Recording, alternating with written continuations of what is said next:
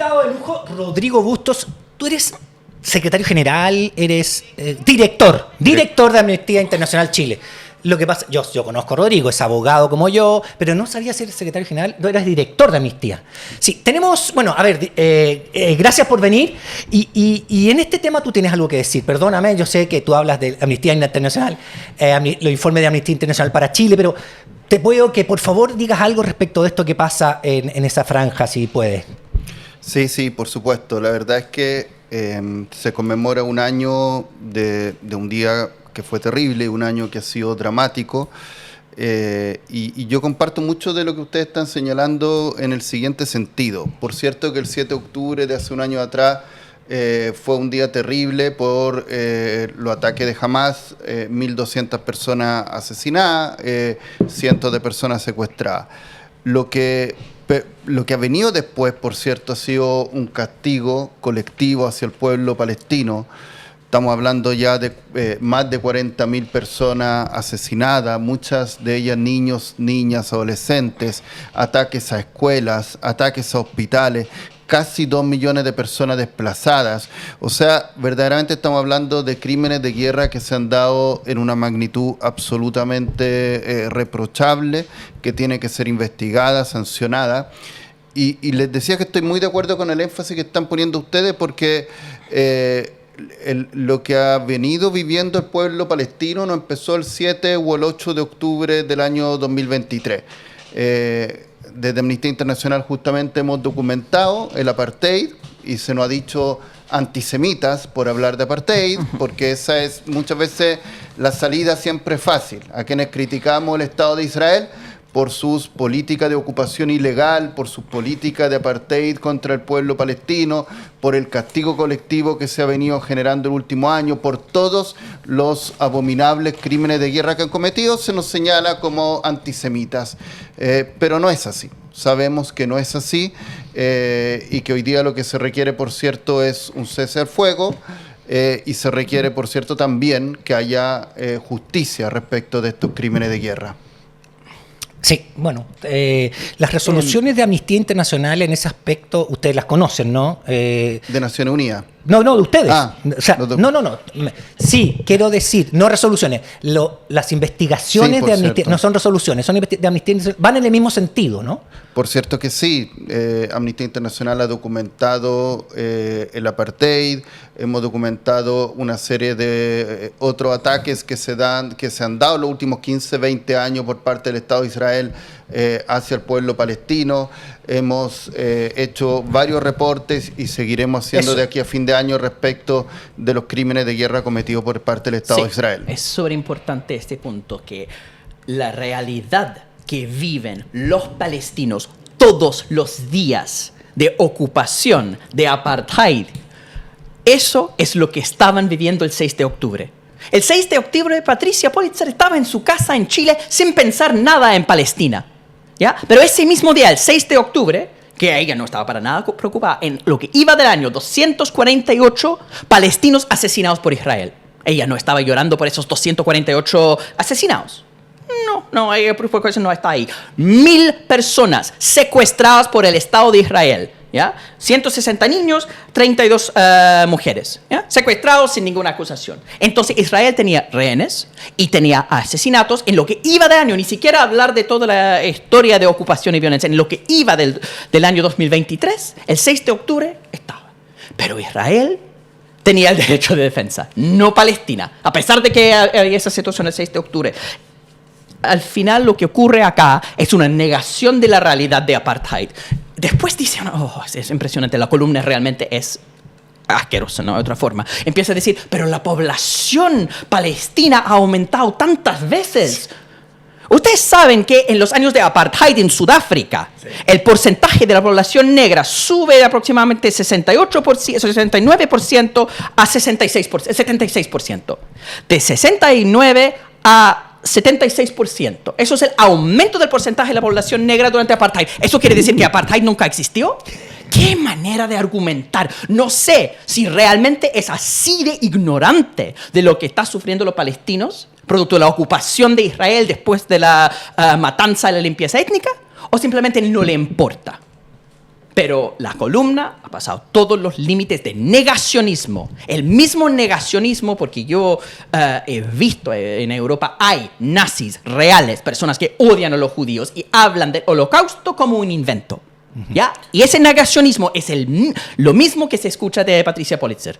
Negacionismo es una cosa realmente terrible. Yo comparto, Hassan, aquí uno puede perfectamente, y en lo que corresponde, recordar a las víctimas del holocausto, señalar que el holocausto que vivió el pueblo judío durante la Segunda Guerra Mundial es algo absolutamente aberrante, y al mismo tiempo afirmar, como bien señalabas, que desde antes del 7 de octubre aquí había una política de segregación hacia el pueblo palestino, una ocupación ilegal, apartheid, crímenes de deshumanidad, y que todo eso en el último año se ha reforzado, se ha acentuado. Lo que aquí se requiere y lo que tenemos que exigir desde la comunidad internacional es un cese al fuego, y que además la Corte Internacional de Justicia y la Corte Penal Internacional hagan su trabajo. Sí. Porque estos crímenes de guerra no pueden quedar en la impunidad.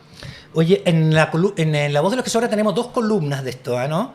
Una es de Farideh Serán y la otra es de Fabiola Samhan.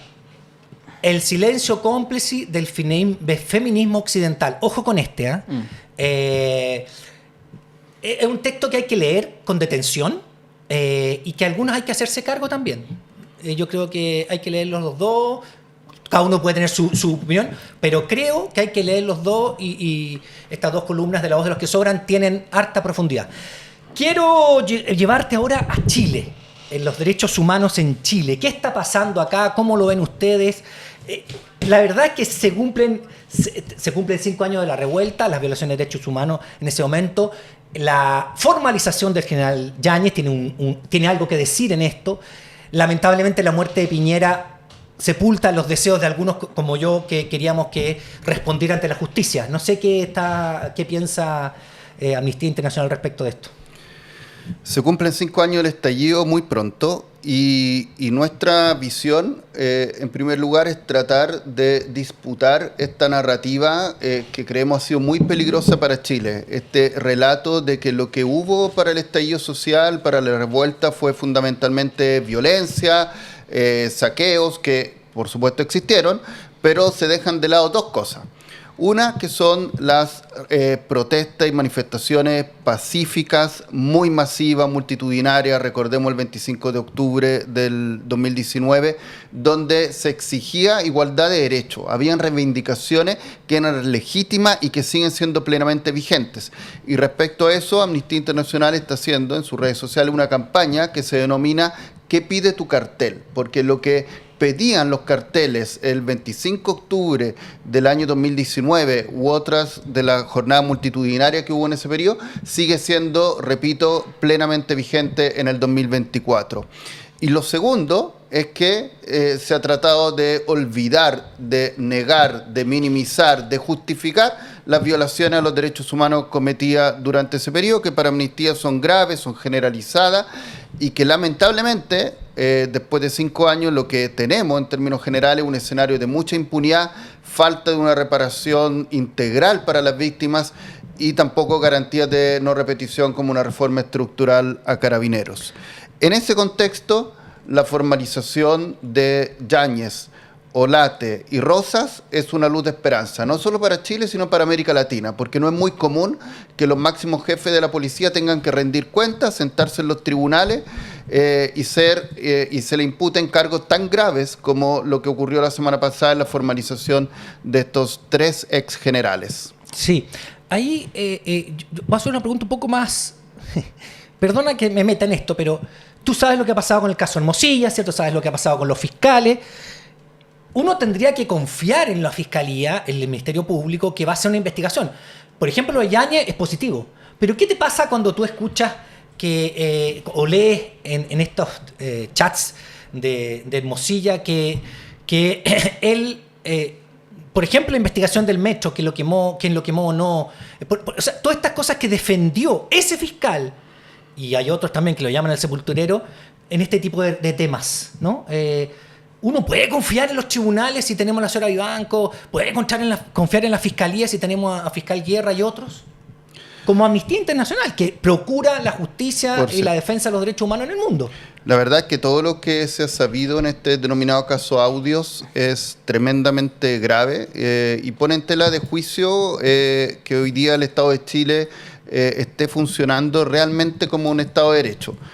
Lo que aquí en el fondo se está planteando es que no hay una real independencia judicial. Cuando hablamos de independencia judicial nos referimos tanto a quienes ejercen función de jurisdicción, que son los tribunales de justicia, como quienes realizan función investigativa, como el Ministerio Público. Y sí, hay también una preocupación de cómo esto puede haber impactado en las causas, en las investigaciones relacionadas con las violaciones de derechos humanos del estallido. Y algo que tendrá que esclarecerse, porque el escenario que tenemos hoy día después de 5 años es de mucha impunidad.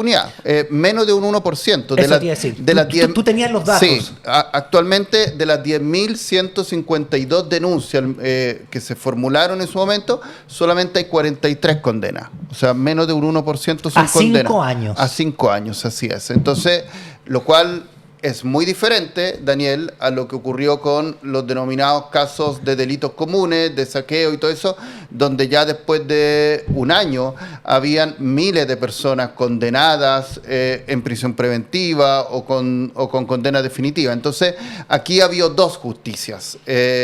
Y después de 5 años, por cierto que este nivel de impunidad que tenemos es tremendamente grave, porque si hay impunidad es mucho más posible que se repita la historia. ¿Cómo ves tú la labor del gobierno? Y perdona que te meta en este tema, yo sé que era un organismo internacional, etcétera, pero ustedes critican a los gobiernos en general. Así Sin duda, no hay problema. No reciben plata de gobierno, lo dicen muy claramente. Así es. Entonces, pueden decir, ¿cómo ves tú la labor de este gobierno? No, alguna vez ya conversamos, el gobierno Piñera contigo acá, en este sentido, el apurarlo, etcétera. Porque uno dice, mira, están haciéndolo muy bien en las causas de derechos humanos del gobierno de Pinochet, de la dictadura, porque tienen esta iniciativa, ¿cierto? El Plan Nacional de Búsqueda. El Plan Nacional de Búsqueda. Pero acá, ¿cuál es tu opinión? Nuestra opinión es muy crítica, entre otras cosas por justamente lo que fue la mantención del general Yáñez durante estos 2 años y medio de gobierno. Finalmente se le obligó a renunciar 3-4 días antes de la formalización, pero la mantención del general Yáñez durante los 2 años y medio de gobierno del presidente Boric no solo fue una mala señal desde una perspectiva de un discurso del gobierno que busca siempre la defensa de los derechos humanos, una señal de bastante incoherencia, sino que además tuvo efectos prácticos, porque